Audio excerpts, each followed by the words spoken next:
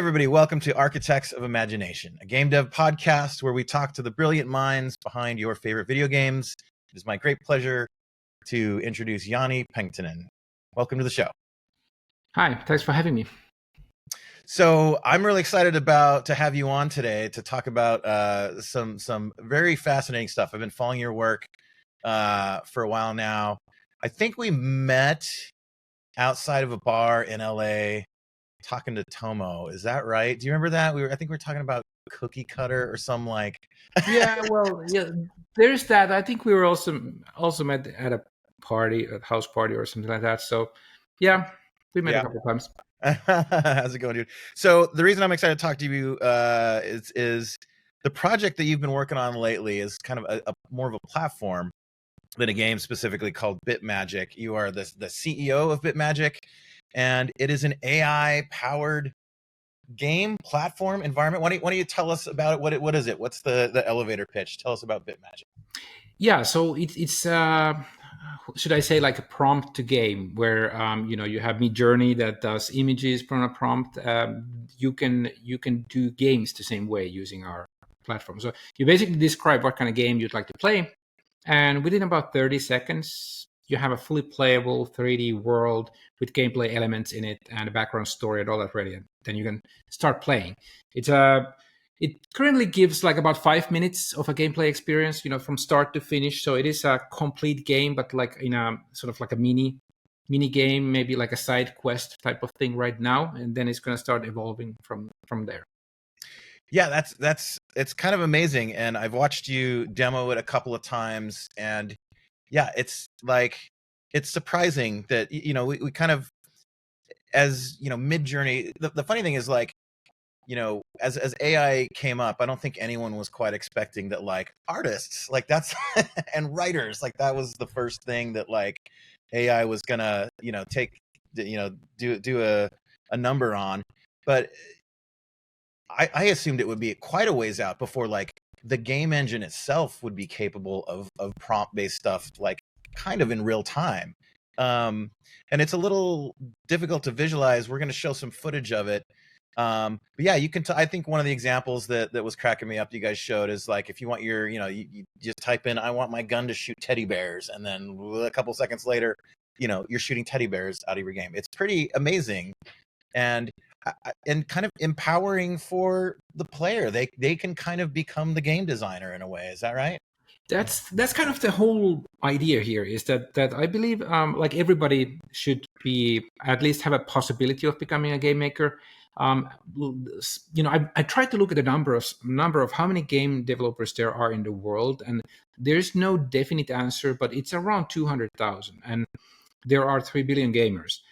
So the numbers are off, like way off. Like there should be millions of game designers. Right now, we have these like large teams of people, hundreds or sometimes even 1,000 people, spend 3 years, hundreds of millions of dollars, create a game. And then that game has to sell a lot of units to basically cover up all that cost. And there's a lot of pressure, so you can't really take big risks. You make like these mainstream, like Hollywood-style productions. Whereas like Pal World just came out, a small indie team creates a game and then everybody goes crazy. Why don't we have a lot more of these kind of like indie experiences that come from somebody's imagination? And, look, obviously they copy things here and there, and then they mix it with their own imagination. And then that's what people actually would love to play. So I think, if you give everyone a chance to create games, and I mean, like, there's 200,000 people, not to mention that they are mostly male, mostly white, mostly, middle-aged. How can people like us know what everyone in the world wants to play? So if you actually were able to give everybody a chance to create games, you had like AI tools like we do that help them in the areas where they are not experts, like, art or design or programming. And they can just, I have a great idea. I want to make this kind of game. And if we help them to actually realize their vision, we don't know what comes out of there. There could be a lot of games that no one's ever thought of or no one ever dared to make. And surprisingly, we'll find out that there's a lot of people just like them in the world who want to play just that kind of games. So that's kind of like the whole vision behind this thing. Yeah, I mean, anyone working in games will tell you, 100 stories about, their dad, or just random people. When you tell them when you make games, are constantly like, "Oh, I've got an idea for this ultra niche thing that like no one is going to put money behind and turn into a production." But what if my dad could just start typing into Bitmagic? He wants to make a game based on this new philosophy that he's studying, and let him, like, I don't have the heart often to tell, my dad, like, well, that sounds like a terrible game idea. But if you could just go try it, let him learn for himself. Exactly. And I mean, if you were able, if you could tell your friend or your dad in this case, like, you just try it by yourself, and then they would be able to try it out. Well, if it sucks, they will find it out all by themselves. Yeah. They don't, nobody needs to tell them. They can figure it out. But hey, what if it actually turns out that they were just terrible at explaining it? But they actually had a great idea, but they just couldn't really express because they don't speak the language of game designers. They can't really express really what they mean. So I think there is a lot of hidden gems there, but realistically we expect that, like, while everybody will hopefully try it out, mostly maybe 1% of people will end up really doing something great, and hopefully the rest of the people will then play games created by other people. So we do want to create like this kind of big platform where you can find these games that are created by the community, and you'll be able to rate, and then you'll be able to find the good ones, whatever is trending right now. And I mean, also trending is like, something happens in the world right now. It takes so long time to create a game. You can't really be reactive. You often see this, like, movie comes out and then 1 year later a game comes out because it took that much longer to create a game. Well, what if you could react to whatever happens in the world, like, right away? I love that idea. I've even thought about starting like a little side company where that was its premise, where we're essentially just game jamming constantly, and kind of like, the Jon Stewart of games, where like, or John Oliver, right, where he'll kind of, make, there's sort of a serious like message or point they're trying to make, but it's filled with like jokes in there too to kind of lighten it. Yeah, what if we can make, rhetorical pieces of media based on the headlines on any given week in interactive entertainment form? That's hard to do right now with Unreal Engine or Unity. You can. We've all done a game jam and whipped something out in a weekend, but like, if you could just bypass like the technicality involved in like expressing it, modeling a character, rigging it, and getting it animated, like, there's a lot of shit that there's a lot of time and effort. So the more you can just kind of like become the director and express an idea and see it realized, like, that is pretty empowering. It is. And like, even if you look at like something like Unreal Engine, it has really like amazing tools available for free for everyone, but then you need to know how to use them. And like, it has blueprints, so you could basically technically code something without actually coding. But what it means is you don't write the code. You still have to create the code by putting things together and figuring out how it works. Not everybody knows how to do that, and not everybody has the time to figure it all out. So like in the case of Bitmagic, you could say, oh, create a flower that is dancing or something like that, and then it pulls up, creates a flower, then it creates a code that will make the flower dance. And or you could say, oh, I want this house to go, float up in the air and rotate slowly, and whatever. It'll do that for you on the spot. You don't need to know how to code that, and whether or not that makes sense at all is secondary, because what's more important is you have fun creating stuff, and you visual your experience. So the idea in Bitmagic is that, you prompt and you get the game, but then you get to play the game, and at any point you can stop and you can say what you want changed there. So hopefully the whole experience is really like entertaining in itself, where you're not a game designer, so you don't know how to describe things in detail beforehand. But when you are in the world, you're playing, then you know, like, oh, this is way too tall or whatever. These enemies are way too hard, or it's kind of dark here. All these things, you don't need to know how to change them. You just say, oh, you know what, I don't like it's too dark here, and then it makes it brighter. And you know, it kind of understands. Okay, well, if you say it's too much something, let's go the other way, or let's, you know, whatever you want to say, it sort of tries to understand what is the goal, and it knows which little tuner, you know, levers, whatever to pull, and it helps you do that. So we don't have any kind of editor at all. Your only interface is the prompt. And I know that the real game designers are going to hate this, because they want to have the detailed control. We don't give that, because that makes things much more complicated. So, you know, I could easily see in a future version where the prompt is also sort of voice recognition, right? Where you can just we will be, yeah, talk to it, and then there you go. You're absolutely correct. That's the way it's going to be when it's on a mobile. So, you know, when you are on your phone, obviously you don't want to be typing. So you'll be just talking to your phone, and, you know, you basically will be able to create your game experiences on the phone, on the go. You know, that's the big difference. Obviously, you can't use Unity or Unreal on a phone, but you also cannot use, like, if you like to play Roblox, it has a pretty cool little editor that allows you to make these worlds, but you have to install it on your Windows PC, and you can't run it on your phone.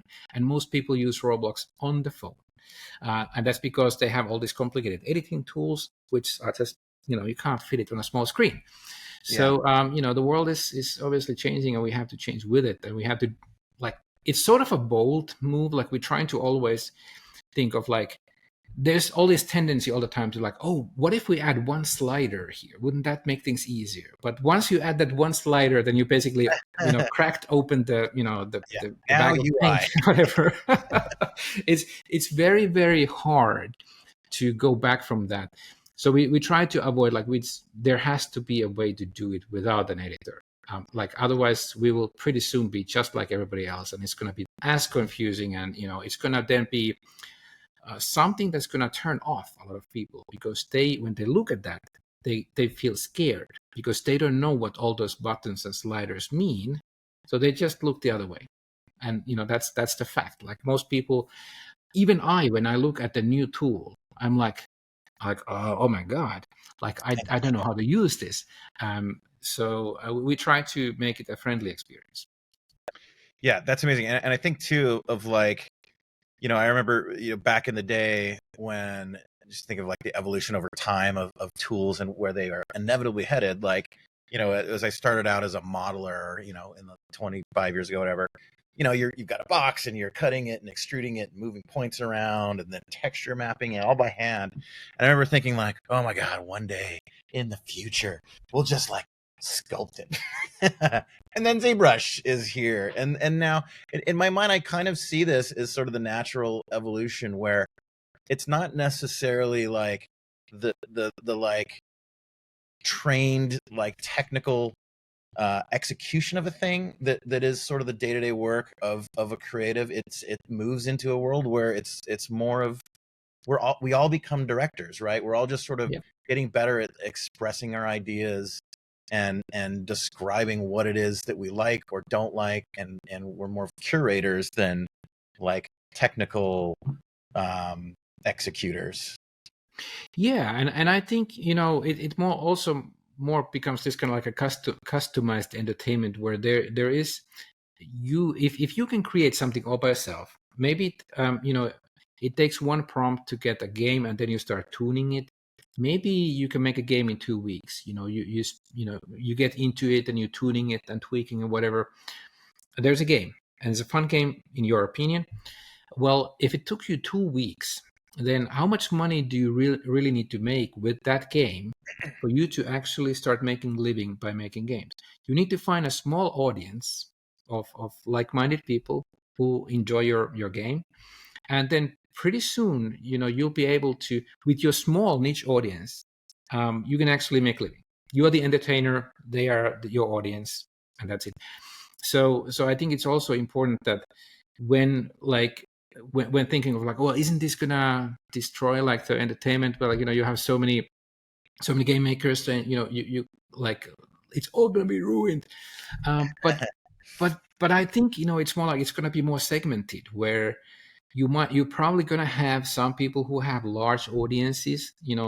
There's always going to be those who reach millions of people and become super popular, but that doesn't mean that the small entertainers cannot make living as well, as long as they can do it like easily. Like right now, there are indie games on Steam that somebody took 5 years to make, and it's super hard for them. It's heartbreaking to see how hard people try, like, please buy my game. Like, where can I get audience? Because the amount of the number of sales you need to have in order to recoup your investments is insane, for a small indie. And Yeah. that's why a lot of people, like, it's hard life. It's hard to make living. And every now and then somebody breaks out and it's a big hit, and then people feel encouraged. But most of game developers are struggling. So if we can make it easier and quicker to make these games, then we only have the creative process left. We don't have to spend so much time reinventing the wheel every single time. It's just a creative process, and I think of it as a brighter future in many, many ways. Yeah, and I could see, like younger folk like getting caught up in this too. Like I think of like Legos and Minecraft, where a lot of the fun and enjoyment that comes from it is just like the act of creation itself, right? Just Yep. having an idea and expressing it. Maybe it's like a stupid little joke or whatever, but like you just show your friends, and like that's fun. And yeah, Yeah, well, exactly, and that actually is a very good point you bring up, because I think if it doesn't take you like a whole year to make that little thing, then it's something you can throw away as well. So if the idea didn't work, then you make something else. Just like with Legos, I do remember as a kid, you spent the whole day. Me and my brother used to, like, we build these elaborate cars. We spent the whole day building them, and then we would crash we them and crash see. them into each other. Yeah. we, yeah, we tried to like make sure which one has a car that is a lot stronger, and Yeah. it's a spectacular explosion. When you front them together, and then it didn't matter for us that those cars were broken. That was meant to be, something that you do and then enjoy the explosion, and then you build something new. Yeah. So game making is currently too difficult, takes too long time. But if you could make games much easier, I think that would be much more enjoyable too, because you could experiment a lot of different ideas.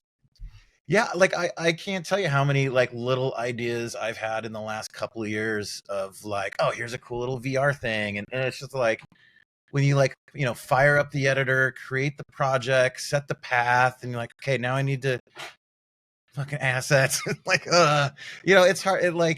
It takes a team of people. There isn't a Yep. good way to just like riff an idea, to have a jam session, really. Yep. That's really cool. I really love the idea too of opening it up to like different and niche markets. I did a trip a few years ago, gave a talk at a conference in Jordan, and there's an entire game dev scene coming up in the Middle East that are making games for their own local audience. So I could see this being kind of a hit there too, where you've got different sort of cultures that don't have massive game development communities making stuff for their own regions. That's pretty awesome. That's another very good point. I didn't really think of that. I know that because we use basically AI, large language models, so it does support multiple languages. So I've been thinking that it's pretty cool that somebody in Finland could use Finnish to come up with their game, and then somebody here in the US could play that in English, or somebody in Japan could enjoy that in Japanese. So you sort of like get the automatic localization at the same time.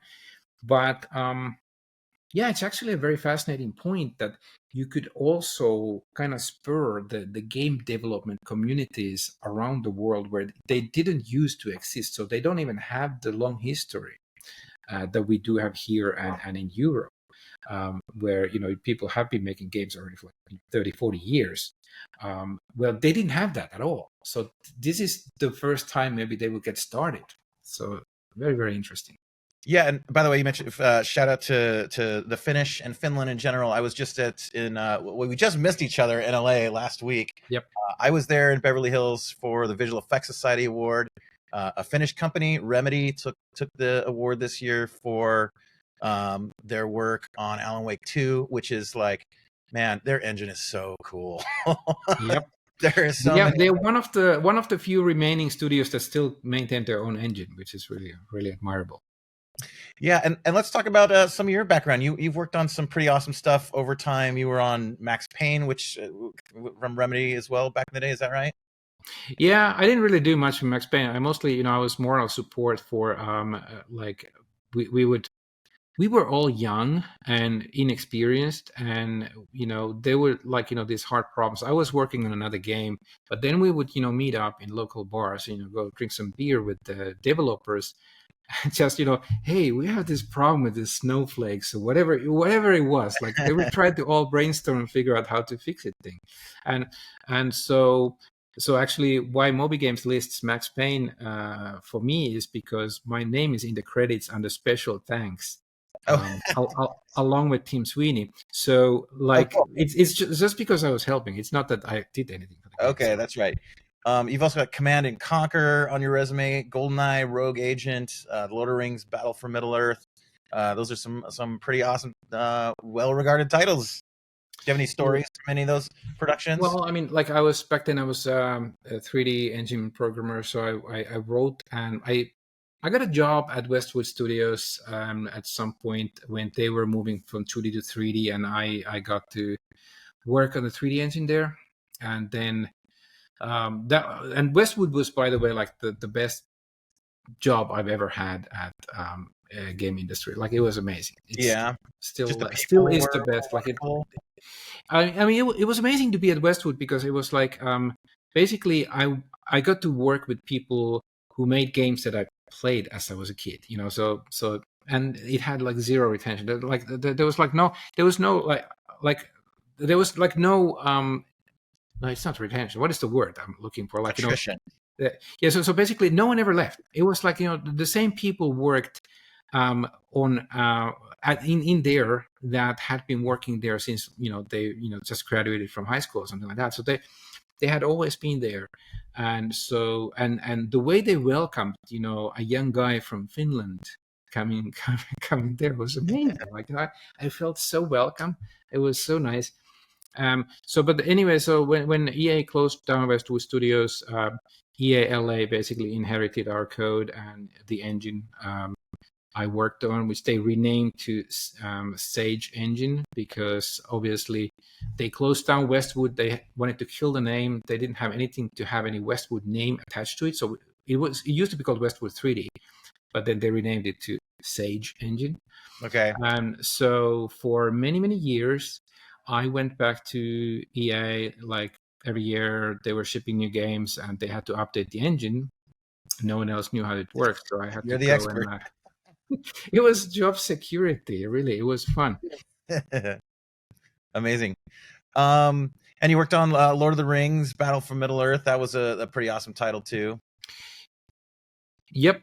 That was a fun game. Like I again worked on the engine side there. So and my job was pretty fun because like I kind of like just went in, helped with a lot of stuff. Like they had ideas. Oh, we want to have this kind of visual effects, so we want to do this and that, or whatever. The game doesn't run well enough on low end hardware.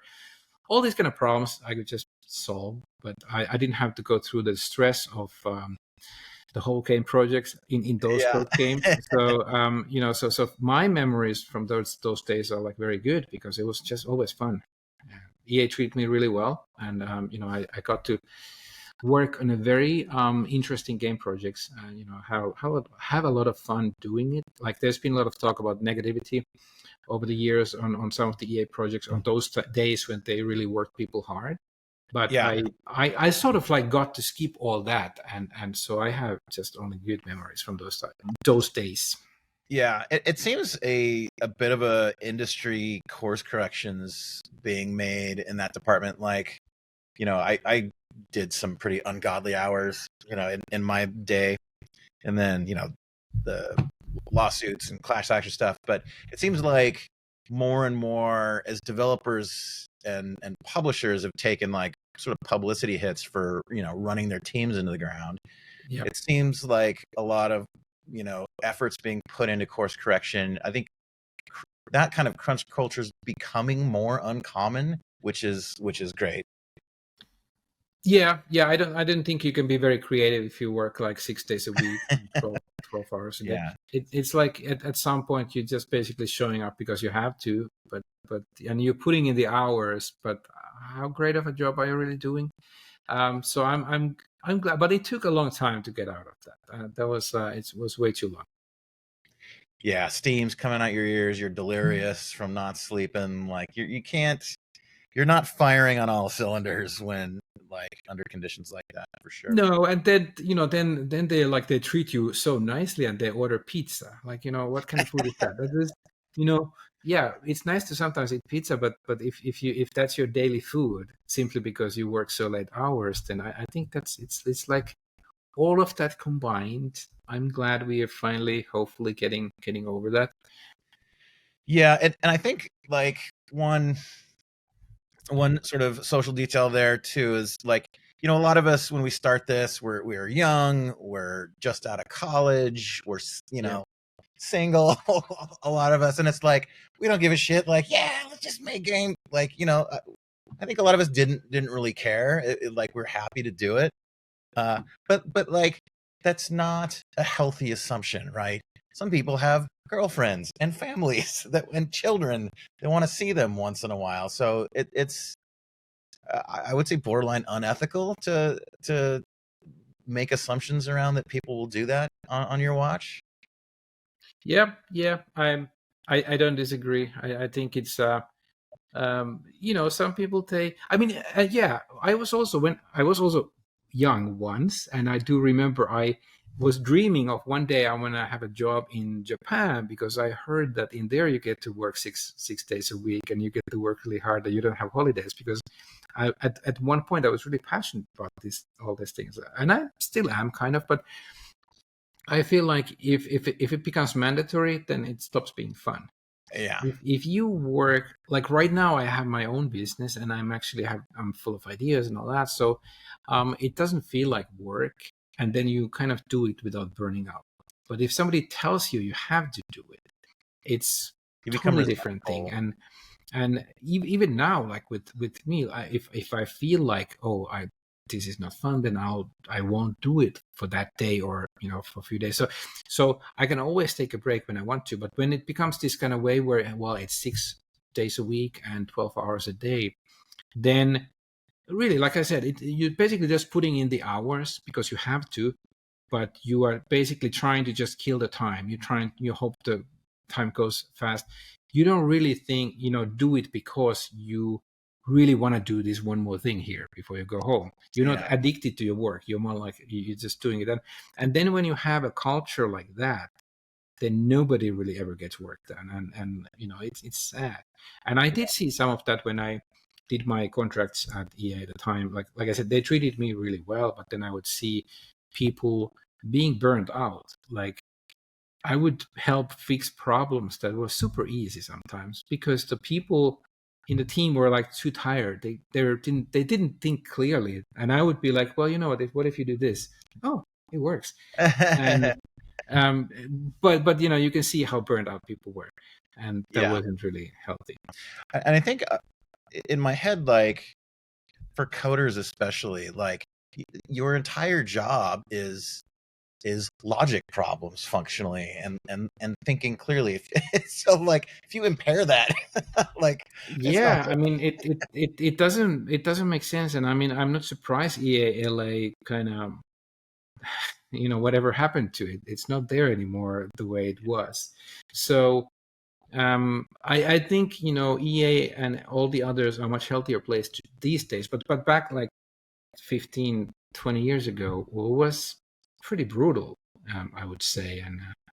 And there was not much of a reward for working those hard hours either. Like I do remember, well, EA, for example, had this habit of overhiring before the holidays so that they can ship for the holidays, and then after that they lay off a lot of people because they no longer need them. Like I don't know. I mean, I think kids today would not believe how we used to live. It was crazy. Well, this last year has been just brutal in the games Oh industry. yeah, There's 900 layoffs announced today at Sony across yeah. Naughty Dog, the God of War team. They shut down the London studio. I think I've read over 16,000 layoffs since last January in the games industry.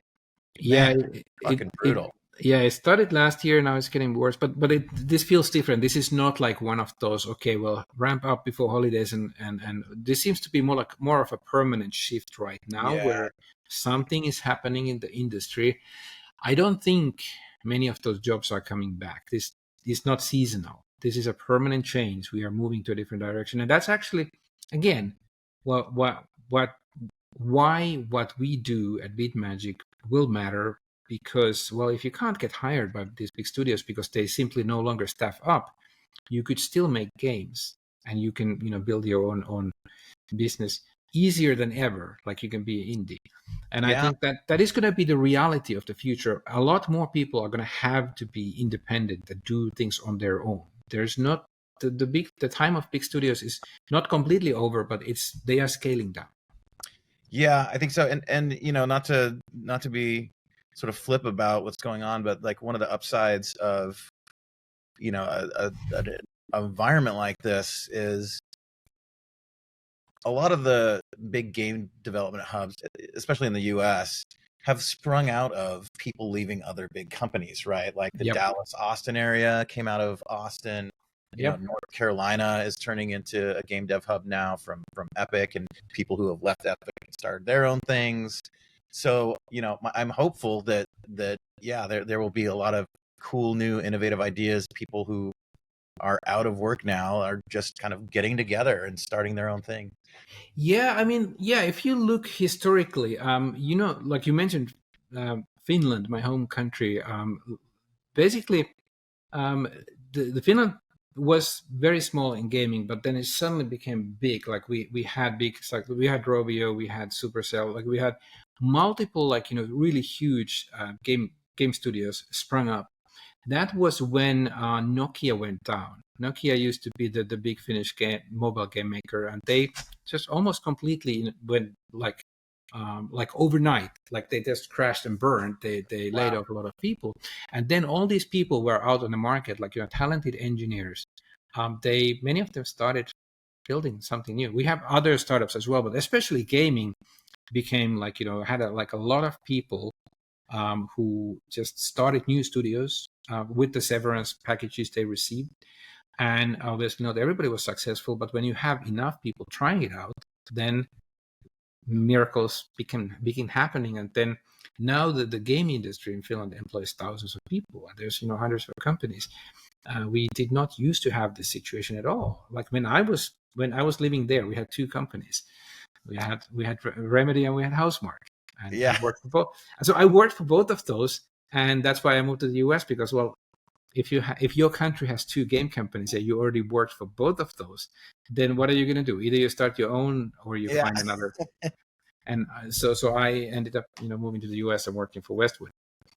But these days, if you get laid off from one, or if you basically want to leave, there's a lot of other opportunities. And part of that is because Nokia fell down and released a lot of talent to the market, which resulted, released with severances. I mean, I think it's an important distinction. A Yeah. lot of these big studios are pretty generous with their severance packages.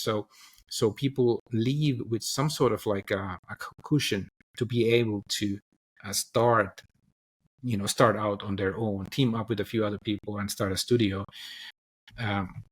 So I think, that may very well result in a new boom of new studios over the next few years. Who knows?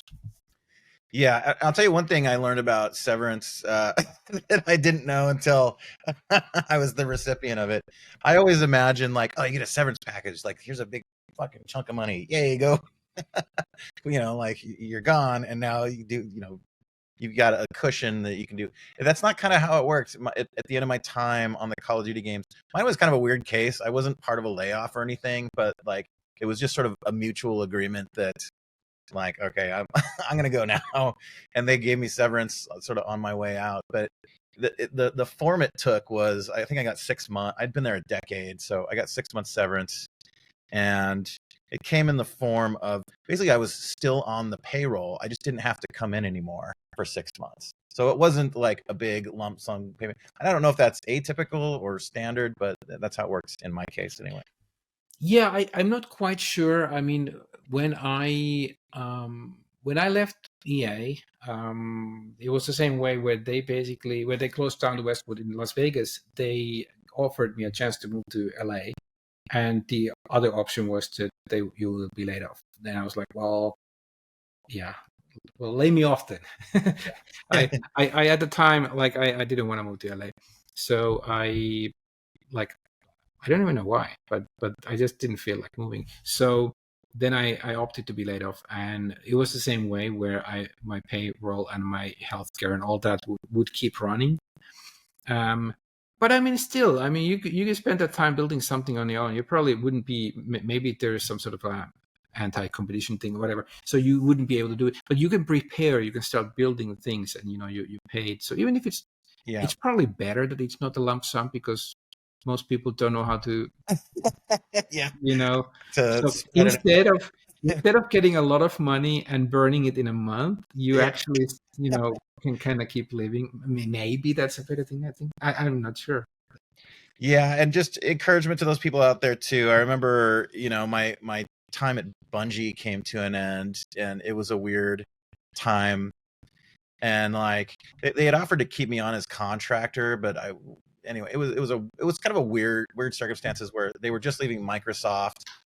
They couldn't tell me that they had no solicit agreement, so they weren't allowed to hire me, and so it was a weird situation. So I turned down the contract they offered me, and then I spent like a month curled up in the fetal position, like, oh my god, I just walked away from my dream job. No, what have I done? But it led to moving on to, I did Call of Duty after that, and that turned out really well. So for all those who have been laid off recently, just it's a dark moment in time, but let it lead to bigger, better things in the future. Yeah, and like I said, I personally don't think the big companies are necessarily gonna bring back all these jobs. So I think if you used to work for a big studio and you were laid off, then have open mind and work for small studios, because there will be plenty of new small studios and they'll be looking for talent. It's not a bad place to be. If you are one of the first employees, you usually get some sort of stock perk and whatever, and then you make a big hit and you're part of that ride, then it can be financially a good thing. So people just need to be open-minded, like, and not looking back to what they had, because that really, I feel like we are in a transition. We are not just temporarily in this kind of weird place and then we go back to where we were. No, we're going to go to somewhere else. No one knows what it is. Yeah, I feel like that too. Like there's sort of an annual cycle of seasonal layoffs, and there's a certain number of studio closures a year is kind of standard, but this is way different. This is different, and I think it's happening across a lot of industries. We are just I don't know if it's AI. It could be AI, but it's not only AI either. Like we just somehow, like, I don't think anyone can really explain what's going on. Like, why is everybody, big profitable companies, like everybody who used to be just hiring all the talent they can, now they're letting them go. Something is going on, and it's a brave new world. I'm sure it's gonna be something good, but I don't know. Like, we just need to weather the storm right now. I can say, I mean, I have a couple of theories about why. I mean, I think, it's probably a mixture of several things, but, on one hand, I kind of see it as a bit of a COVID backlash where people, because we had to go remote, like kind of all at once, time was lost, hiring happened. And I think it kind of hyperinflated salaries a little bit. They went a little crazy, especially like on the West Coast in the States. And then, so 2 years later, those games have all shipped now, and they don't necessarily, and we've sort of adapted to the new world of remote working. They don't need all the excess that they sort of brought on to push through that time. So I think that is sort of closing out some of it. I think some of it's just sort of inflation in the economics that are going on right now. I think some of it is, we kind of saw a preamble to this in the tech sector, right? Like all the big tech companies, Facebook, Twitter, Microsoft, Google, they all had pretty substantial layoffs in the last year, and I think games kind of followed just shortly behind it. I think venture capital has largely dried up. This is, from what I'm hearing, a really tight market to get funding for projects right now. And yeah, just put all that together, and like the environment has been created for this now, and it sucks for a lot of people. Yeah, it does suck. That's there's no going around that, and I can only hope that this thing can normalize pretty quickly. But I think it's going to be a while of like darkness, and then we go back up again. Yeah, we always do. I mean, the job market always go back, and there's it is cyclical in a way, but I think now it's a little different than it was before. But somehow, one way or another, there will be just new way of having jobs and all that. And I think it could one of the ways will be AI, because AI will basically empower a lot of people to do things that they couldn't do before, and that's going to drive the new growth. Yeah, talk about the inspiration. Like, how did Bitmagic begin? Was it just like and a thought, like, and to put a little context around it, we've seen like Midjourney and Dolly, and it's like it's just happening so suddenly and advancing so fast. It feels like just like 2 years ago. Like this is like just kind of brand new thing. I remember even maybe like 3-4 years ago, Runway ML was sort of an AI platform where we were starting to dabble, like, what is all this crazy stuff you can do? That like they're starting, image generation in a very primitive form had come on. So like to tell us about sort of the origin story. What was the impulse? How did this seed get planted that went on to you creating this thing now? Yeah, it's really funny, because we didn't start out making the platform that we have right now. We set out to do a role-playing game where one of the players is a game master, and the game master will obviously need to be able to control the world and create new sceneries and modify areas like really quickly. So we had to build a tool for that, and we basically looked at different options, and there was I think GPT-3 was just out that summer, and we started looking like, well, this seems to be something that understands what you mean fairly well. And then we like, well, there has to be a way. So we started out building this thing that allowed you to basically describe the environment, and we would build them. At that time, we didn't still build like full games. We just built like sceneries and worlds. And then we started, going to different publishers with this idea, and nobody was interested in the game. People were saying things like, well, if you don't have a D&D license, your role-playing game is going to be dead. No one is going to buy. Like, it's a niche market that has it's a profitable niche market, but only for certain games. There are a few games that sell a gazillion copies, but then there are most games that don't really have any audience. So nobody really wanted to fund this thing, but every time we showed it, they were like, wow, but this tech, could we license the tech? And we started feeling, well, there's something there. If we can't find a publisher for this project, then let's like rethink, all the stuff we did already. People seem to be impressed with it, but they don't want the game. So, and well, one thing led to another, and we pivoted last May. Okay. We pivoted into deciding to do an engine that creates games. But instead of, I've never been a big fan of like building tools for game developers for anyone else. That's like a B2B business. You have a small, very critical audience. Yeah. Game devs, they complain about everything, and because I do that too. So I didn't feel like it didn't sound like a thing. Like, well, if we were to create a tool for game developers, no one would love it. They would all be like, well, but it needs to be doing this or that, or it doesn't really work for my purpose.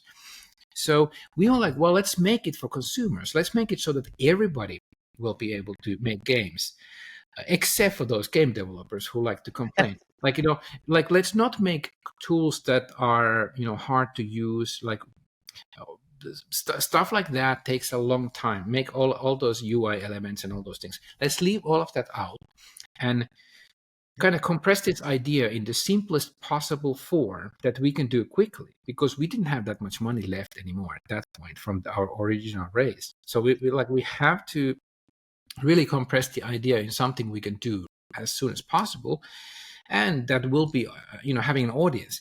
If you do a consumer product, then at least you can put it out and hope that somebody pays money for it. So that's what we did last May, and then we set out that, okay, 6 months later, by the November, we will release this thing. So in 6 months from zero to first release, and we did. We released at the last day of November.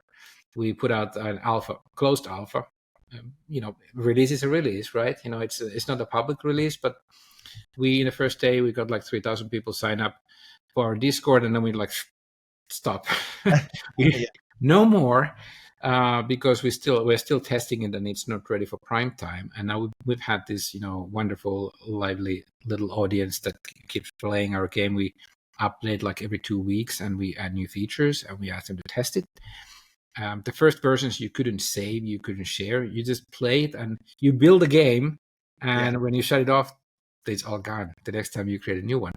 Because every time we update it, we would have so many changes that the save games would not load anyway. So we didn't want to give them the heartbreak of saving something and then it not loading 2 weeks later. Now, like 3 weeks ago, we released the first version that actually allows you to save, so you can keep right. working. We're still going to wipe it out before the final release, because we are still making big changes, but now it's much more stable already. Okay, you can version the save thing and maybe some backward. But so basically, it started accidentally. We were building something completely different, and as it always happens, and this is like the moment we started talking about this like we knew that this, like, everybody loved the idea. And still, like last fall when we showed it to some investors, people were saying, well, yeah, it's early on. I wonder if you guys are going to be able to do it, and it sounds very ambitious and all that. But now when we talk to investors and we talk to whoever we talk, everybody's like amazed. So we've sort of like proven that this is true. And I think these days what really helps us is Sora AI, the video thing, because now for the first time people are starting to grasp that, oh, well, if Sora can create a video of somebody playing Minecraft, then maybe you could actually have an AI that creates games as well. I think Sora is still years away from that happening with their tech, because it's non-interactive. But now it's much more believable. People are, when you say we have AI-based system that creates games, they no longer say that that's probably not possible. Like, they actually believe you. Yeah. And of course, now we can also show them. You've got to build. Look, it actually works, but it helps that to begin with, they already believe that it could work. Yeah. So it's been a weird year building something that most people don't believe is possible, and then trying to, asking them to give you money for building it when they, to begin with, didn't really believe you. So, we had to prove ourselves, but now we are at a much, much better state. Now it's starting to be clear that this is the future, and we don't know of anyone else who's as far as we are. And, we got started accidentally.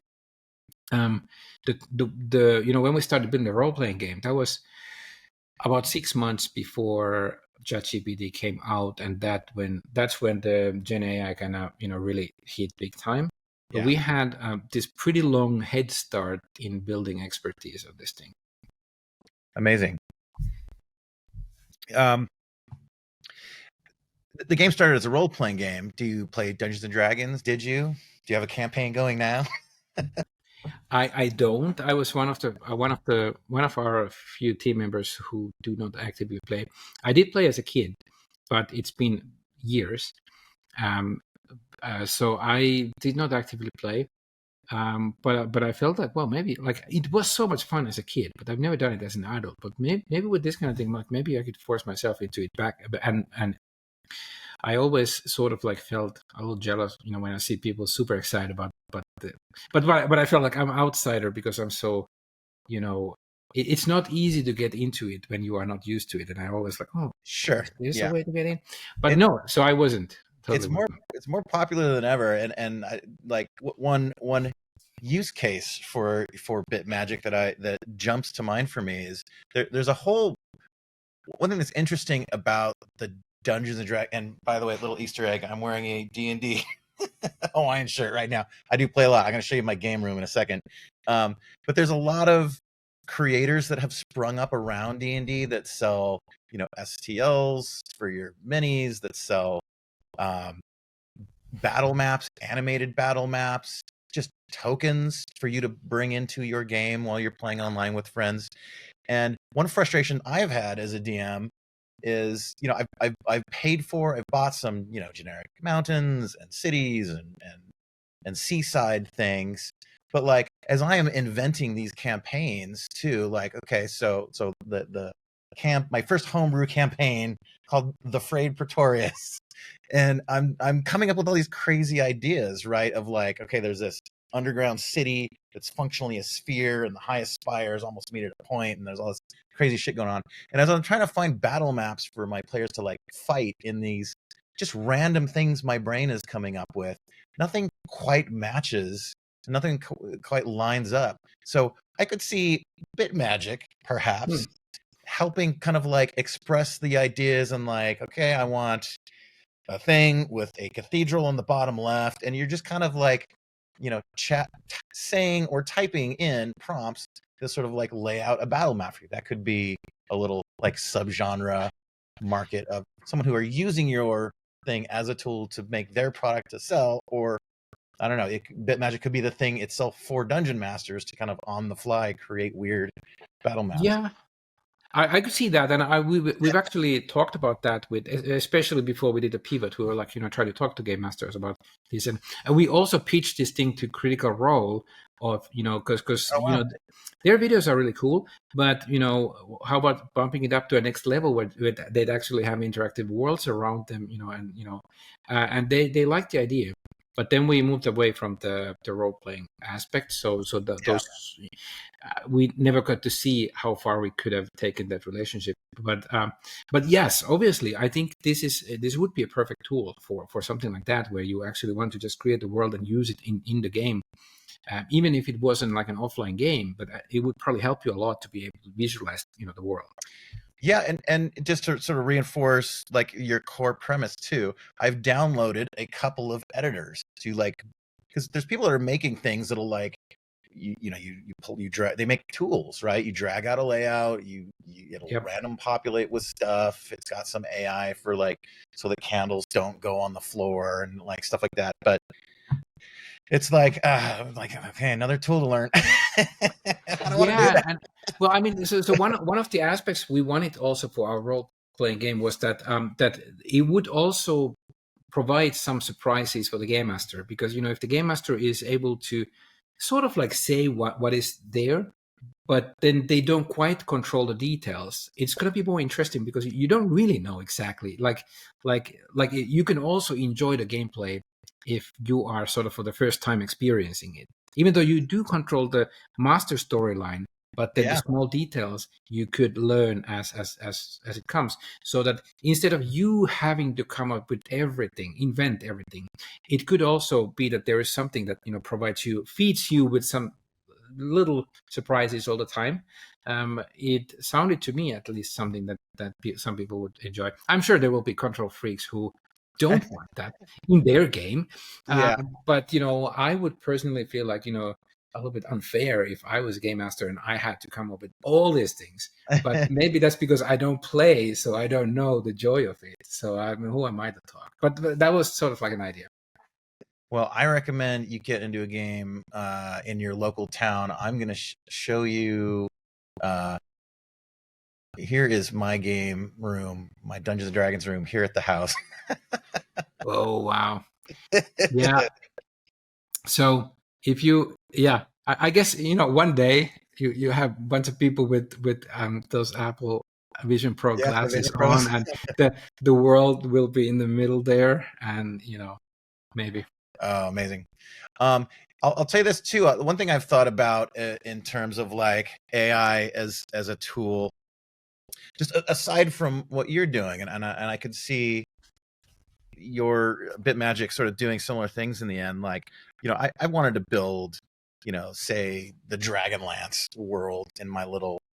I thought about trying to do it in Unreal Engine and Houdini and start with the sort of profile of the land and have it automatically do mountains and color in where forests and rivers and cities are and all this stuff, and kind of like letting AI fill in the details. And another flavor of that I thought might be interesting, like so these days, we know AI can do image generation, right? It Yep. can generate text. We're getting to the point where it can generate video now. To build a 3D level is something that sort of you guys are starting to get at too. One thing that I pictured as sort of a workflow is, I think of like, how Pokemon Go, one of the first big AR things, has functionally geotagging, right? So like, Yep. you go to a thing and there's a picture of, the playground or the Capitol building or whatever. It's these things. In that workflow of like building a world, like what if, I think of like the effort that goes into, say, World of Warcraft, right, where they're generating a new continent. They've got different regions that have different color themes and looks. So what if you're like kind of doing Mid-Journey style, like image prompting? I want like a lightning territory with big, craggy, sharp, like rocks sticking out everywhere. And you essentially generate what is a concept art. And then Pokemon Go style, you sort of geotag it like, here, that is here on my continent. And you just kind of like express color themes and looks. And then the like level generator sort of interpolates between those. It's like, okay, mountains are here. And like right now we can already take images and you can kind of tell it like, give me a bunch of angles from different camera angles. They can use that to photogrammetry a 3D model.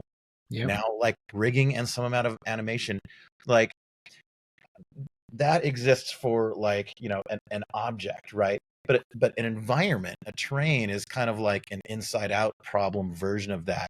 I don't see it as an insurmountable thing, but like, is that even, that's something that in my imagination, can concept art kind of get extrapolated into an actual scene in the future? I'm sure it can. I mean, I'm not sure. We're not working on that right now, but what we are working on, at some point pretty soon, you'll be able to draw, like, so instead of having this kind of like images you can create with this like prompt, you just keep typing. Yeah. For games, it doesn't feel enough. Like right now, we feel like you probably would want to have like a blank sheet of paper where you can maybe first you describe the game, but then you can do some bullets like, okay, make it have volcanoes, and I want to have some trolls there, and you could like also give some pointers that are hard to include in a sentence, but you just here, and then allow the user to also draw. So you could say, here's a map of the world, and I want you to start from here, and X marks the spot. I want to go there. Yeah. And then you just describe all that. And the AI will take all of that into account, because some things are hard. We've found out it's very hard to describe in words. So, let's say you want to create an island. How do you describe the shape of the island and what is in there? Wouldn't it be much easier to just draw it?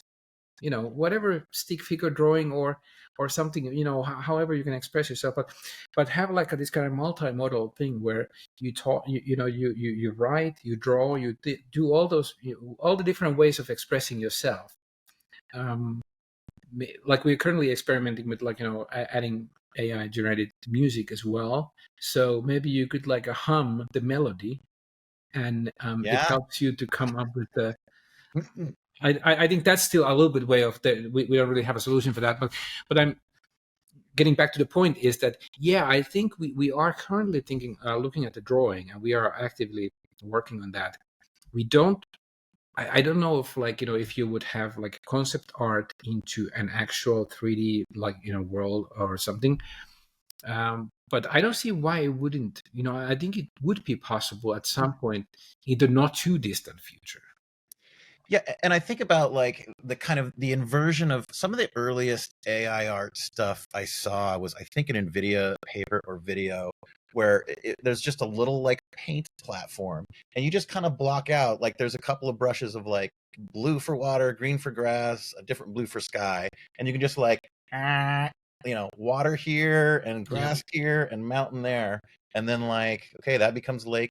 And it was kind of janky looking in the beginning. So like to go from drawing to image is a thing. Like, yeah, I wonder if that is extrapolatable, where essentially you're just sort of like with an island, right, is an overhead thing, and what you're just getting essentially is a profile. Yeah. And then that is creating a spline, and then within that it's like, okay, well, that is sea level, up from there and down from around it. I wonder if like that similar logic could extend from like, okay, well, concept art, if you think about it in low pass filter or whatever, just find profile, like here is the peak of a mountain range. Can you do like extrusion over there to kind of match that? And then Yeah, because what you can already do is you can already do, like you can ask AI to describe what it sees in the image, and then it can use those words. But that's also it's fairly limited. But if it doesn't need to use words to tell it to you, but if it can sort of like understand and then by itself, basically machine to machine, then I think we're probably already there. No one's just made the solution for that yet, but I think the technology mostly exists on making something like that happen. I don't know if you've seen Leonardo AI. That is sort of like kind of like Midjourney, but you can draw and then it'll make your drawing, and so it has like it's extended over what Midjourney does. Like you can actually contribute by drawing something, and then it'll complete the drawing for you and make it like beautiful. So yeah, I could very easily see how that the next step of that is that it's going to be able to create a 3D, not just a single object, but basically the whole scenery. And but that's sort of like I mean, again, it is sort of a niche thing where for you it's probably great, yeah, but most people don't know how to draw. yeah, so, yeah, so it's sort of like I think when we do these things, we try to, most of the cool ideas I have, I realize at some point that, okay, well, I would probably be almost the only one who likes that, and then most people don't get it. So we need to try to always, filter these ideas through the lens of like, well, what would people, like normal people who are not game developers, because game devs already have cool tools. We have all the tools available for free. Like it's amazing how many tools we are spoiled with tools. But then if you don't know how to use those tools, you can't do anything. So we're trying to provide something that helps those people who can't do it without anything. So we'll see. But I think I feel like we're scratching the surface of what is gonna be possible. So yeah. I feel like this is a sea change. This is we're in the beginning of a new world. Like quite clearly, right? And this is where it's headed, like it or not. Yeah, so I'm very positive. I'm like excited about this thing. I think there's a lot of good things. Like this year is hard for game industry, but in general, I think good things are gonna come. yeah, more people expressing their imagination over time is also, yeah, if you think of like these big games currently have hundreds of people who are doing stuff that other people are telling them to do, they would probably have a lot of creativity in themselves, but they're not allowed to do that because they are like just line workers. almost in very big teams. So maybe we have a lot of talent within the game industry who is just waiting to be, unleashed. Jani, it's been a pleasure to have you on the podcast. Thank you so much for coming on. Thanks for having me. This was fun. I agree. I'd like to thank our executive producer, Martika Ibarra, and the whole Architects of Imagination team. Till next time, thanks for watching.